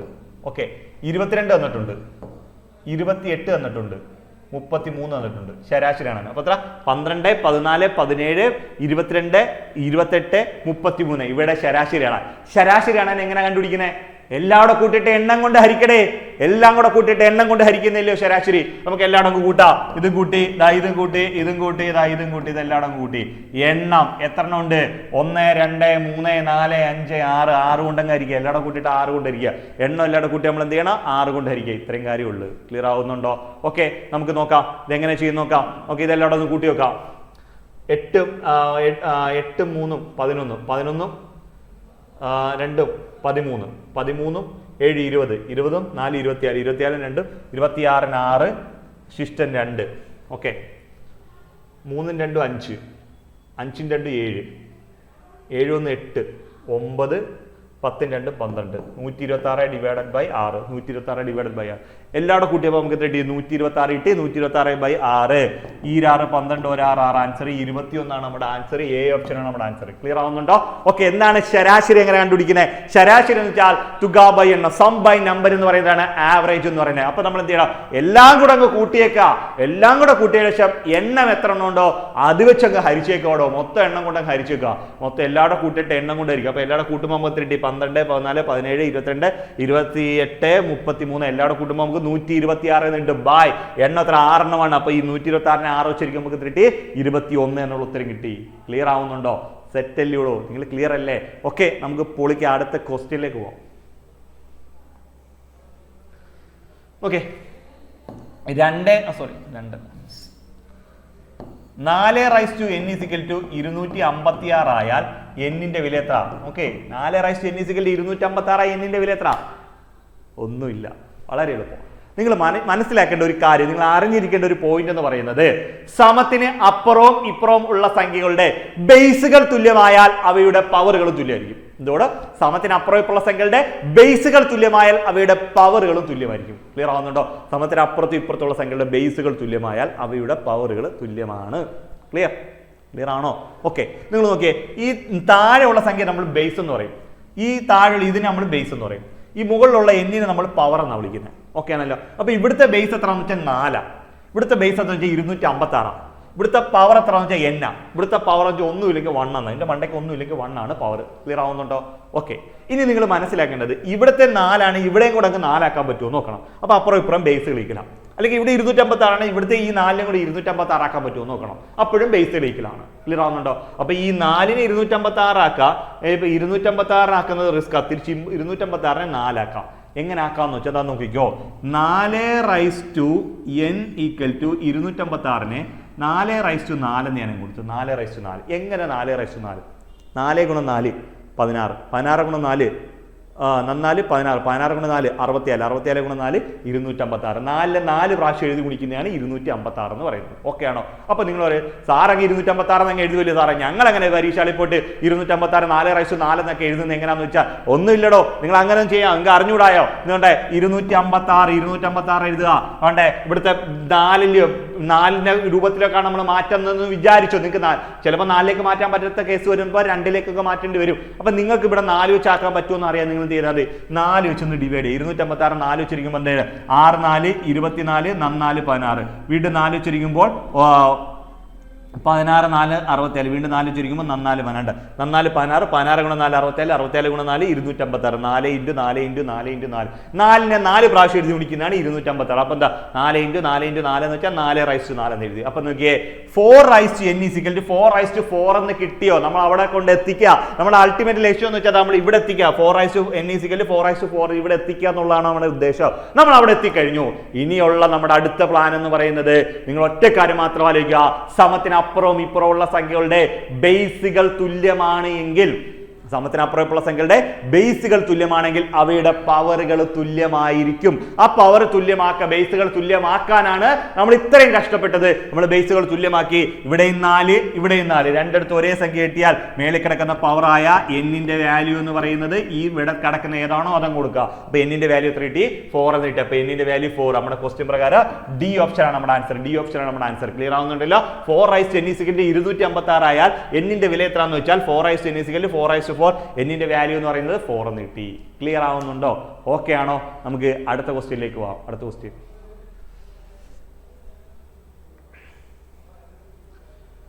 ഒരു ചതുരത്തിന്റെ പരപ്പളവ്, ഒരു ചതുരത്തിന്റെ ചുറ്റളവ് 52 സെന്റിമീറ്റർ ആയാൽ അതിന്റെ ഒരു വശത്തിന്റെ നീളം എത്ര? ഇതാണ് ക്വസ്റ്റ്യൻ ചോദിക്കുന്നത്. മനസ്സിലായ? ഒരു ചതുരത്തിന്റെ ചുറ്റളവ് എന്ന് പറയുന്നത്, ഒരു ചതുരത്തിന്റെ ചുറ്റളവ് 52 സെന്റിമീറ്റർ ആയാൽ അതിന്റെ ഒരു വശത്തിന്റെ നീളം എത്ര? വശത്തിന്റെ നീളം. ഓക്കെ ആണല്ലോ? ഓക്കെ, ഒരു ചതുരത്തിന്റെ ചുറ്റളവ്, ചതുരം, ഒരു ചതുരമല്ല സമചതുരാണ്, ചതുരമല്ല സമചതുരം. സമചതുരത്തിന്റെ ചുറ്റളവ്, സമചതുരത്തിന്റെ ചുറ്റളവ് കണ്ടുപിടിക്കാൻ ഇക്വേഷൻ എന്താണ്? 4a ആണ്. ചുറ്റളവ് കണ്ടുപിടിക്കാൻ 4a. അപ്പൊ നമ്മൾ ഒരു സമചതുരം വരയ്ക്കണ്ടേ? ഇതൊരു സമചതുരം. ഓക്കെ, സ്ക്വയർ എന്ന് പറയും. ഇത് എ, ഇത് എ, ഇത് എ, ഇത് എ. ചുറ്റളവ് എന്ന് വെച്ചാൽ ചുറ്റുമുള്ള അളവ്. ഒരു A, 2a, 3a, 4a. 4a ആണ് 1, 2, 3, 4 എല്ലാം കൊടുക്കും. ഒരു എ, 2a, 3a, 4. ഈ 4a എന്ന് പറയുന്നതാണ് നമുക്ക്, ഈ 4a ആണ് ചുറ്റളവ്. ആ 4a ഓൾറെഡി ഒരു ക്വസ്റ്റിന് തന്നിട്ടുണ്ട്. എത്ര? 52 എന്ന് തന്നിട്ടുണ്ട്. 52. 4a എന്ന് പറഞ്ഞാൽ 52. ഇതിൽ നമുക്ക് എന്ത് കണ്ടുപിടിക്കാം? എയുടെ വില കണ്ടുപിടിക്കുക. എയുടെ വില 52 ഡിവൈഡഡ് ബൈ 4. ഇവിടെ എന്ത് ചെയ്ത? 4 ഗുണം a ആണ് 4a. ശ്രദ്ധിച്ചോണം, 4 into a ആണ് 4a. അപ്പൊ 4 into a, 4a എന്ന് പറയുമ്പോൾ നമുക്ക് a കണ്ടുപിടിക്കണമെങ്കിൽ 4 into ഇതേക്കാ ഇപ്പുറത്ത് വരുമ്പോൾ ഡിവൈഡ് ചെയ്യണം. ഡിവൈഡ്, ഞാൻ പറഞ്ഞല്ലോ, സമത്തിനപ്പുറത്ത് എന്ത് പ്രവൃത്തിയാണോ ചെയ്തത് അതിന്റെ ഓപ്പോസിറ്റ് പ്രവൃത്തി സമത്തിനപ്പുറം പോകുമ്പോൾ ചെയ്യണം. ഗുണിച്ചേക്ക് വേണമെങ്കിൽ ഹരിക്കണം, ഹരിച്ചേക്ക് ഒന്ന് ഗുണിക്കണം, കൂട്ടിയേക്ക് ഒന്ന് കുറയ്ക്കണം, കുറച്ചേക്ക് ഒന്ന് കൂട്ടണം, പ്ലസ് മൈനസ് ആക്കണം, മൈനസ് പ്ലസ് ആക്കണം. അപ്പൊ 4 ഇവിടെ ഗുണിച്ചേക്ക് ഇപ്പുറത്ത് വരുമ്പോൾ ഹരിക്കണം. അപ്പൊ എയുടെ വാല്യൂ എന്ന് പറയുന്നത് 52. 4 ഉച്ചരിക്കാം. ഒരു 4, 4, 3, 4, 12, 30, 13 കിട്ടി. എയുടെ വാല്യൂ എന്ന് പറഞ്ഞാൽ 30 13. എ എന്ന് പറയുന്നതാണ് സമചതുരത്തിന്റെ ഒരു വശത്തിന്റെ നീളം. ക്വസ്റ്റ്യൻ ചോദിക്കുന്നത് സമചതുരത്തിന്റെ ഒരു വശത്തിന്റെ നീളം എത്രയാണെന്ന് ചോദിക്കുന്നത്. വശത്തിന്റെ നീളം എന്ന് പറയുന്നത് 13 എന്ന് കിട്ടി. ഓക്കെ ആണല്ലോ? ഓക്കെ, ഓക്കെ, ക്ലിയർ ആവുന്നുണ്ടോ? ഓക്കെ ആണോ? നിങ്ങൾ ഓക്കെ ആണേ? യെസ്. ഓക്കെ, അപ്പോൾ നമ്മളങ്ങനെ നമ്മുടെ ക്വസ്റ്റ്യൻസ് എല്ലാം നമ്മളിവിടെ ചെയ്ത് കഴിഞ്ഞിട്ടുണ്ട്. നമ്മുടെ ഏകദേശം ഒരു 10-20ഓളം ക്വസ്റ്റ്യൻ നമ്മൾ ഇതിനകത്തൊന്ന് ചെയ്തിട്ടുണ്ട്. 20 ക്വസ്റ്റ്യൻസിൻ്റെ അടുത്ത് നമ്മൾ ചെയ്തു. ഇത് ചെയ്ത് നോക്കുക. ഇതിലും കിടുക്കാച്ചി ക്വസ്റ്റ്യനുണ്ട്, നല്ല കിണ്ണം ക്വസ്റ്റ്യനുണ്ട്. VFOയുടെ പ്രീവിയസ് ഇയർ ക്വസ്റ്റ്യൻസുമായിട്ട് തന്നെ നമ്മൾ അടുത്ത ക്ലാസ്സിൽ വരുന്നതായിരിക്കും. ഓക്കെ ആണല്ലോ? അപ്പോൾ നിങ്ങൾ ഇതെല്ലാം ചെയ്ത് നോക്കുക. ഡൗട്ട്സുകളെല്ലാം കമൻറ്റ് ചെയ്യുക, നിങ്ങളുടെ അഭിപ്രായങ്ങളും കമൻറ്റ് ചെയ്യുക. ഓക്കെ, ഇതിനെക്കാട്ടിൽ കിടുക്കാച്ചി ഒരു സെക്ഷനുമായിട്ട് നമ്മൾ വീണ്ടും കാണുന്നവരെ, വീണ്ടും വരെ കാണാം. സന്ധിക്കും വരെ വണക്കം. Okay, by.